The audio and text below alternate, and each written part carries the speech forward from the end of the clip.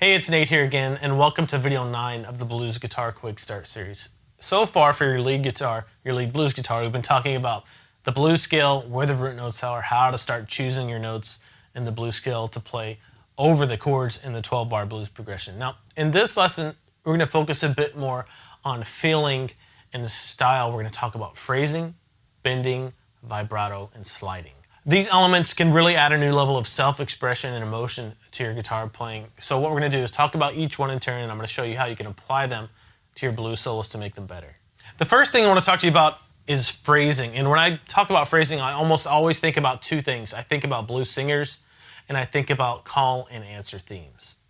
When you're playing a blues solo, you don't want to sound like you're just playing through a scale shape. That's the last thing you want. So one way to think about making your stuff not sound like that is to think about blues singers. If you haven't listened to much blues music, I would recommend just going and listen to some singers, especially for their phrasing. They state something, they have something to say, then they take a break or something, then they have another line that they say. That's kind of the way you want to, in general, the way you want to think about your blues solos, right? And something that goes kind of hand in hand with that as far as the blues phrasing of blues singers, right, is repeated themes. If I start a blues solo and state a theme, I'll take a break for a couple of beats or whatever and then restate the theme. That does a couple of things. That breaks my phrasing up and makes it more natural, and it gives my solo some cohesiveness. So here's an example. If I play this lick, I can play it, wait a few seconds, and then state it again, maybe end it a little differently.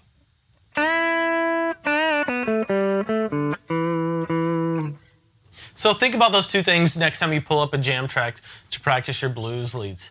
Break up your phrasing a little bit and make it sound more like a singer, right? And then have a stated theme that you call and then answer to.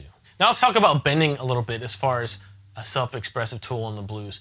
Bending can be a huge part of your sound, and it's kind of a sound that we've come to expect in the blues, right? You just expect to hear that whining sound.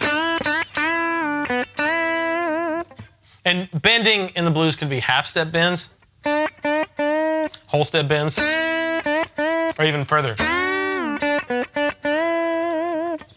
The important thing is that you realize that bending is a tool at your disposal to make your playing sound more bluesy. Now, to help you realize that, I've got a couple licks here for you that incorporate some bends. This first lick is really heavily emphasizing the root note of the one chord if you're in E blues. So we're really heavily emphasizing the E note. So take your third finger on the third fret of the B string, and we're going to bend that note up, that D note, a whole step to where it's an E.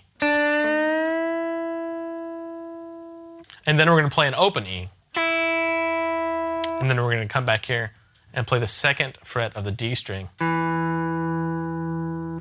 So we're hitting really 3 E notes, bending up to 1, then hitting the open E, then the second fret of the D string.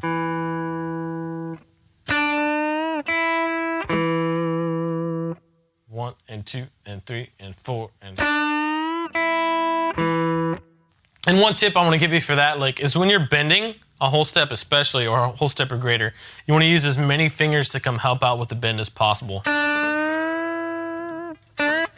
That way it makes it easier on the finger that you're bending with. All right, this next little bending lick starts on the 4 and bends up to the flat 5. It's basically a half step bend. We're going to bend that note up and let it back down. And then I'll play the open G string. Come down to the second fret of the A string, second finger, and then open D string, second fret of the D string to end up on your root note. So this is kind of emphasizing the one chord too.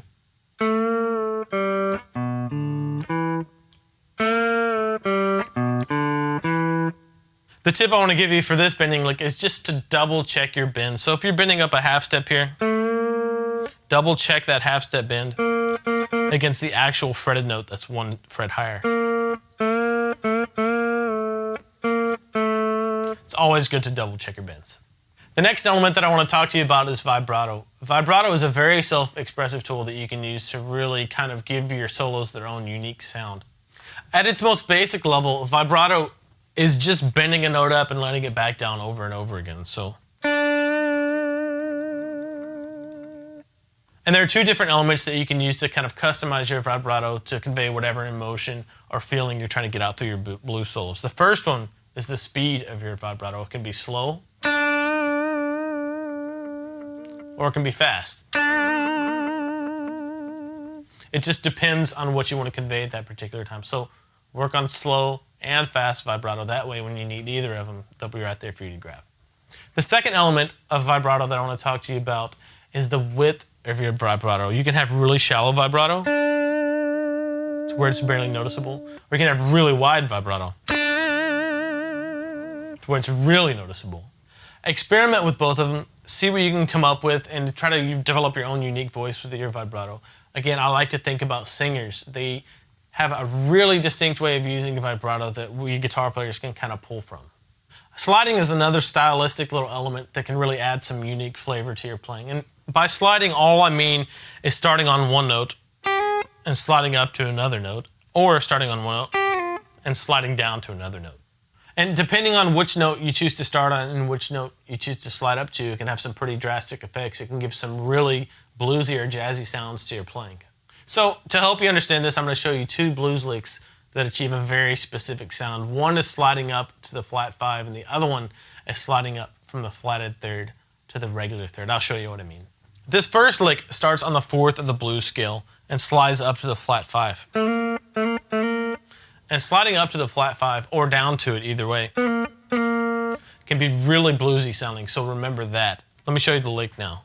On the tab, you're going to see a 3 with a slash on it, and that just means you're going to slide it up to the 3rd fret, and I'm going to do that from the 2nd fret. Then you're going to go to the open G string, and then to the 2nd fret of the G string. So far you have. From there you're going to hit the open D, 2nd fret of the D, open G. You have a rest there, and then back to the root note of the 1 chord, the E right there on the 2nd fret of the D string.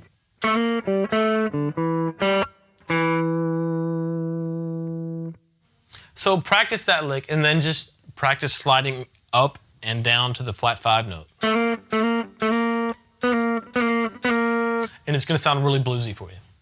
This next sliding lick is going to show you how you can slide up from the flat 3rd of the blues scale up to the regular major 3rd of what would be like in a major scale. So start off on the 3rd fret of the high E string. That's the 3rd, the lower 3rd of the blues scale. Play that note, and on the tab you're going to see that there's a slash with a 4 in it. That means you're going to slide up to the 4th fret from the fret below it. So that's your first note.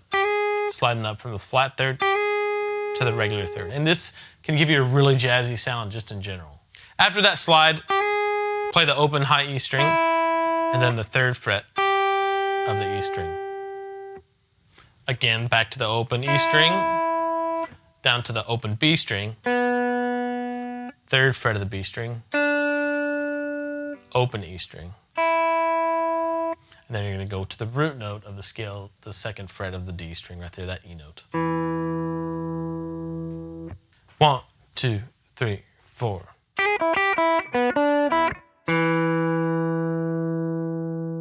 So play around with those two sliding ideas. Slide up or down to the flat 5, and then slide up from the flat 3rd to the major 3rd and see what you can come up with. Those are just a few little stylistic tools that you can really start to use to learn how to express yourself better on the guitar. Take each one, think about them, experiment with them, pull up the jam tracks and see what you can come up with. Here's a little pass with one of the jam tracks that incorporates all these things.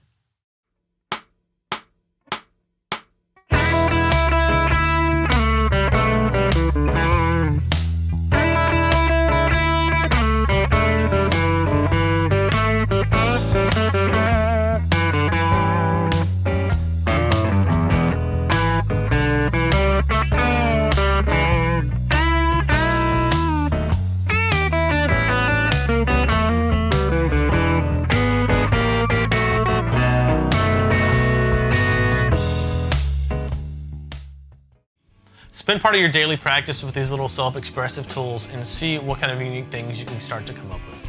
In the next lesson, we're going to talk about a type of lick called a turnaround lick, so get ready for that. If you have any questions, you can leave them here in the comments, and I'll get back to you there, or you can email me, Nate@guitarsystem.com. See ya.